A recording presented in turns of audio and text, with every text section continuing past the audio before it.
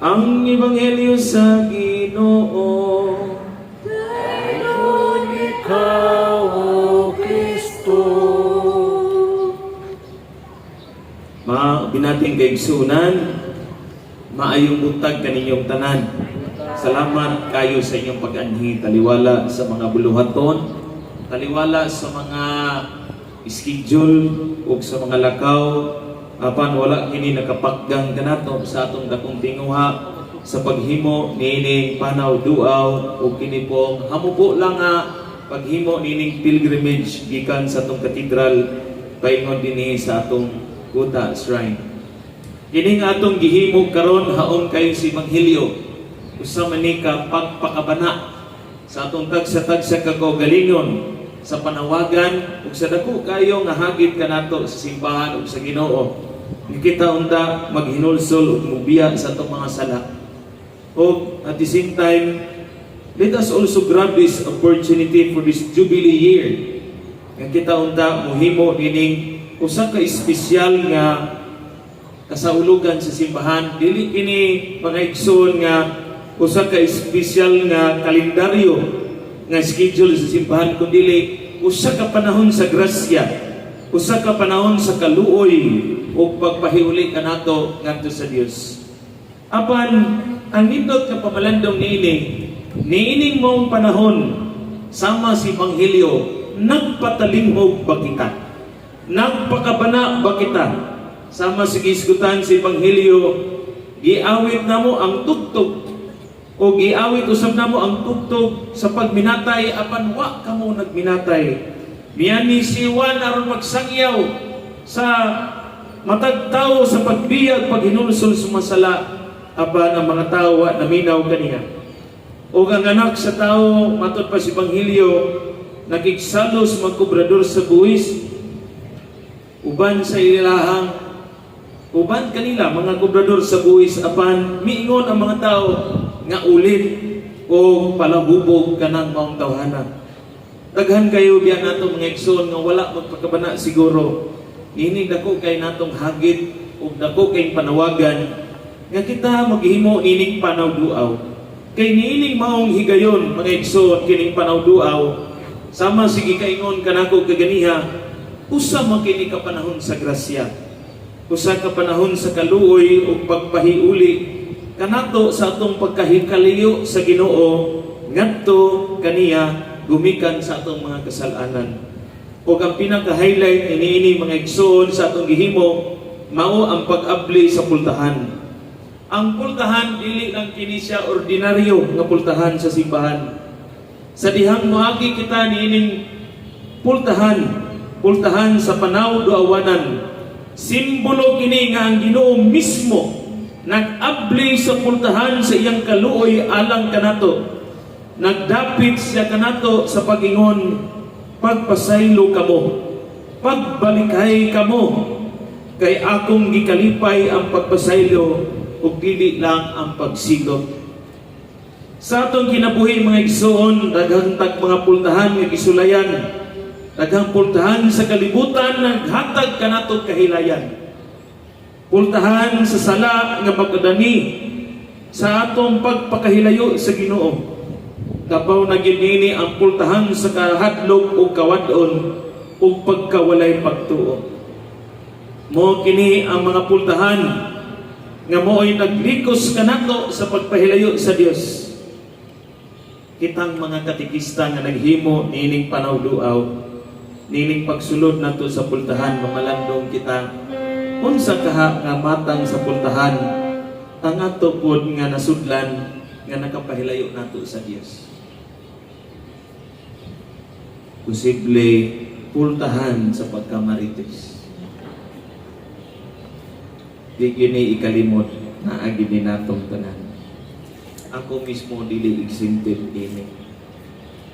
Apan kanang mga pultahan na kasagaran kining akong gihisgutan, di man nato mamalandong kita nga maghatod kini kanato sa kasakit, kakulang ug kapakyasan.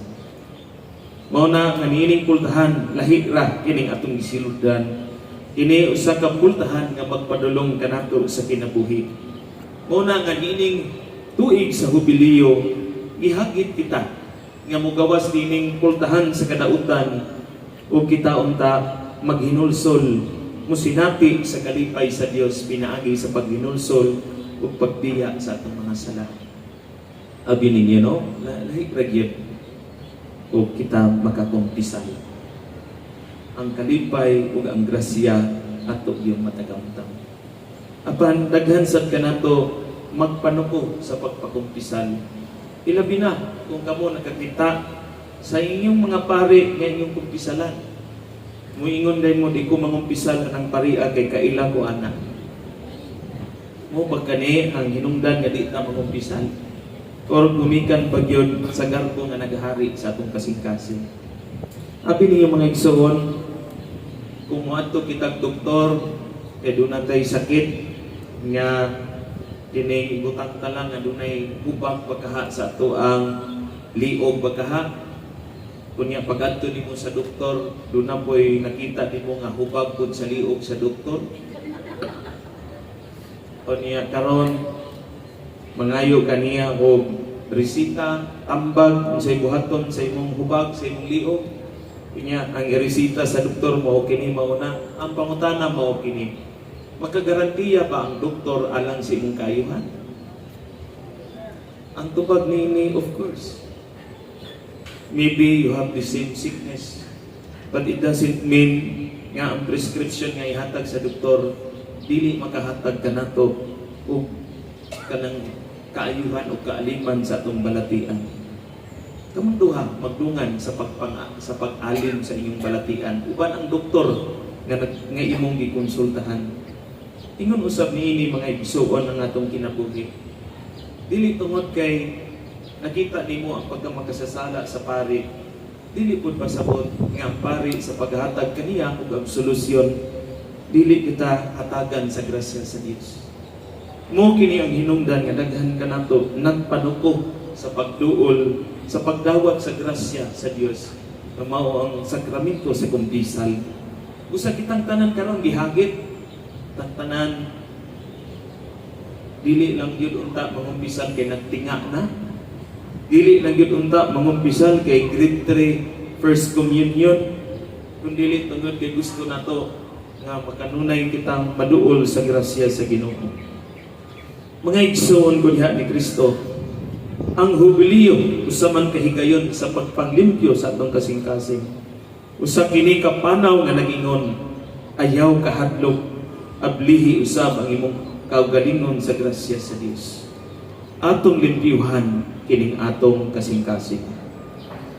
Ang pagtahod nato sa indulgence dili lang usa ka formalidad kundi usa kini ka pagsulay sa pagpag-o sa kinabuhi, pagbiya sa daan o paglakaw sa patungdalan uban sa Ginoo. Busa mga igsoon, salamat kay kita naningkamot nga makasulod ining palaang pultahan aron kita kaluyan sa Dios ug dili kita mahiagom sa mangilngig nga silot sa impierno gumikan sa atong pagkamakasasala. Busa nining balaan nga panawduaw, igayon usab nato kini sa pagkigtagbo sa personal nga pagkigsinati sa presensya sa Dios. Atong ibutang kanunay ang atong unahuna nga sa paglabang nato nining kalibutana sama ta sa usa ka anak nga nagpauli sa balay samahan, gisugat, gigakos o gipasaylo, sumala sa Ebanghelyo ni San Lucas Kapitulo 15, ang Ebanghelyo sa anak nga masubilon. Mga igsoon ko diha ni Kristo, ato kining panayunon pagpakuyanap kining maong panawagan. Sanglit kita mga katikista man, gihagit ko kamo sa pagsulti niini sa tuntag sa tagsa ka parokya. Muhatag kita pagpasabot, muhatag kita og dugang kasayuran sa mga tao sa mahinungdanon ining tuig sa grasya sa kalinaw ug nagsanlo. Busa mudugot sa magkadiyon, muampot sa hilong. Ug atong isulti sa Ginoo ang pagpasalamat. Salamat Ginoo nining tuig sa hubiliyo. Salamat sa pagbukas sa imong grasya alang kanamong makasasala. Ablihi kanunay amahan ang imong pultahan kanamo nga nangayo sa imong grasya ug kaluoy. Amen. Manindog palihog. Ihalad ta karon ang atong mga panginahanglan ngadto sa langitong Amahan ug sa matag pangamuyo kita moingon, Ginoo, dungga ang among pag-ampo.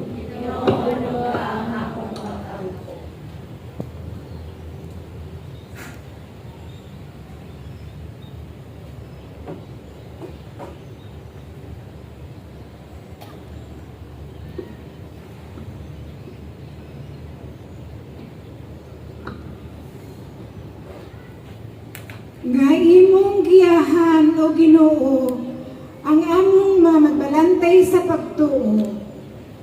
Aron pinaagi silang kaalam, magiyahan usab ang tanang matuuhon diha sa pagpangita sa imong balaang kabubuton. Magampo kita sa Ginoo. Ginoo, dungga ang among pag-ampo. Nga imong lamdagan o Ginoo ang among mga lidiri sa gobyerno aron mamahimo silang maalamong alagad sa ilang katawhan. Magampo kita sa Ginoo. Ginoo, dungga ang among pag-ampo. Nga imong ipadala o Ginoo ang imong Espiritu Santo sa tanang mga magtutudlo ug sa tanang mga estudyante aron sila motubo dili lang sa kahibalo apan diha usab sa kaalam. Mag-ampo kita sa Ginoo. Ginoo, dungga ang among pag-ampo. Nga madasig unta ang tanang mga matuuhon ilabi na dinhi sa lokal nga simbahan sa Uzamis sa paghimo ug panawduaw sa mga pilgrim churches niining jubileo sa paglaom. Mag-ampo kita sa Ginoo. Ginoo, dungga ang among pag-ampo. Nga imong hatagan o Ginoo sa kapahulayang dayon ang kalag sa tanang nangamatay. Mag-ampo kita sa Ginoo. Ginoo, dungga ang among mga pag-ampo. Busa kini tanan Amahan among gihalad diha kanimo. Pinaagi si mong anak na si Jesucristo among Ginoo. Amen. Pagpalihog.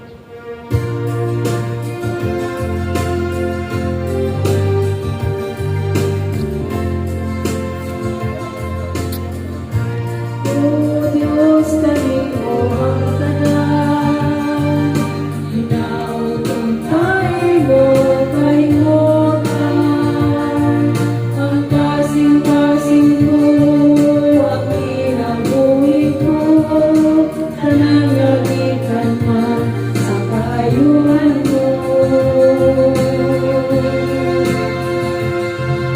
Ihalad mo, Diyos, kanimo ang tanan, bisan og gitakos o kamayan, ang kabubuton mo lamang ang sundon ko, ikaw lamang, O Diyos, ang kinabuhi ko. Tumanan sa mga pangandoy ko di alaman, O Diyos, kanimo. Akong pag-ampo, O Diyos, na naisumay sa dalan mo, sa tanang adlaw ning kinabuhi ko.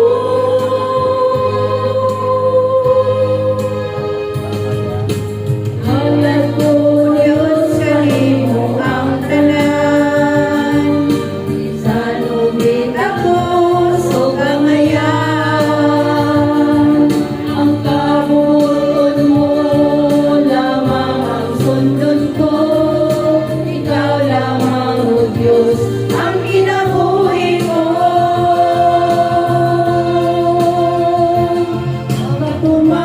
Patumanan sa mga pangandoy ko di halaman, O Diyos, kanimo. Akong pag-ampo, O Diyos, na maisumay sa dalan mo, sa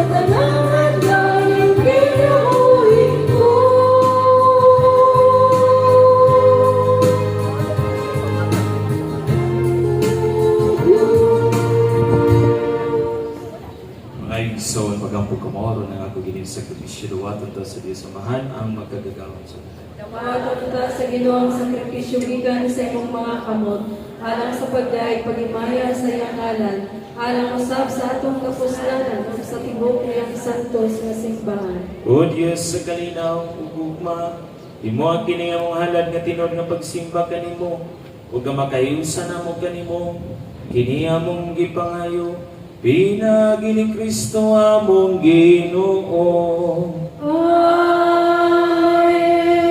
Ang Ginoo manaaka ninyo. Mausab kanimo. Ibayaw ang inyong mga kasing-kasing. Ang nagibayaw ngadto sa Ginoo. Magpasalamat kita sa Ginoong atong Dios. Ayog mataro. Santos naman, Diyos nga tunay magkagagahom sa tanan. Ang ngayong matarong gayon nga magpasalamat kami kanimo karong next ng lapit. Pinagi ni sa Kristo among Ginoo. Kay imong gibuhat ang tao tungod sa kayo, imong gisulutan tungod sa katarungan. O imong giluwas tungod sa kaluoy, pinagi ni sa Kristo among Ginoo busa. Uban sa mga anghel santo sa langit, nagasangyaw kami sa imong himaya. Duyog silang walay hunong nga pag-awi.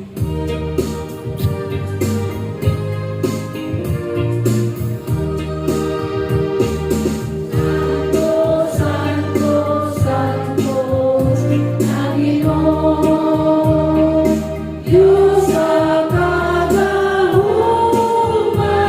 puno ang langit ug yuta sa iyong himaya.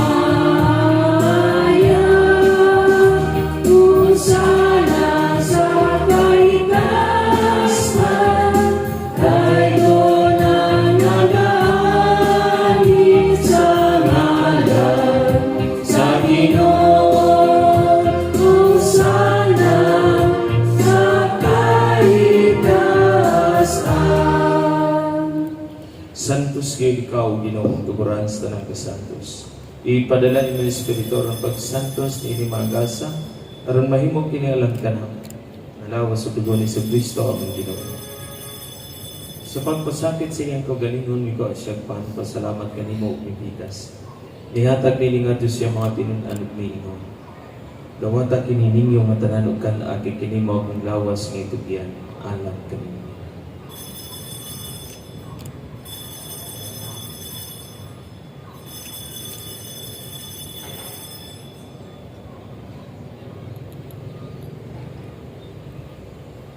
Sa pampagi tapos ng panihapon, may kuha sa sakalis, may pasalamat kanimo pag-usap.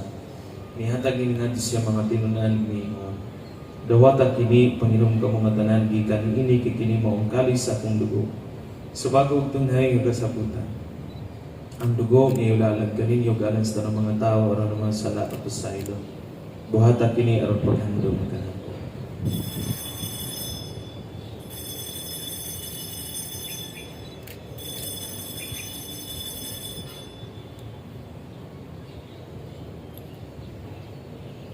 Kini ang misteryo sa pagtuo.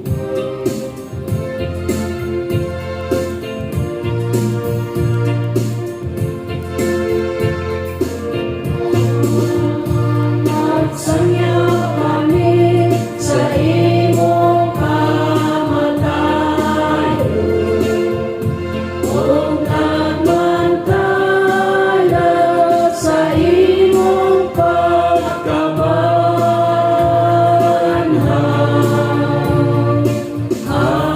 Hangtod na ikaw mubalik, ikaw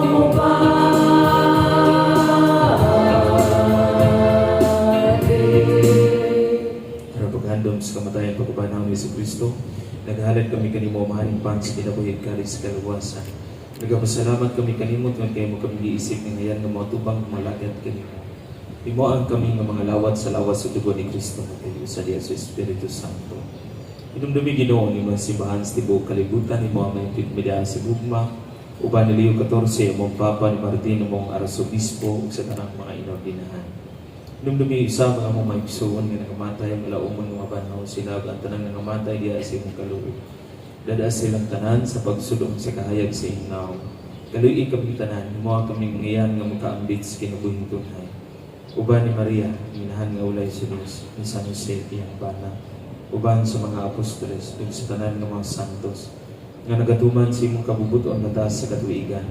Uban kanila mo ikaw nga daygon ug amo ikaw miyaon, pinaagi ni Kristo, imong anak. Pinaagi kaniya uban kaniya ug diha kaniya. Ihatag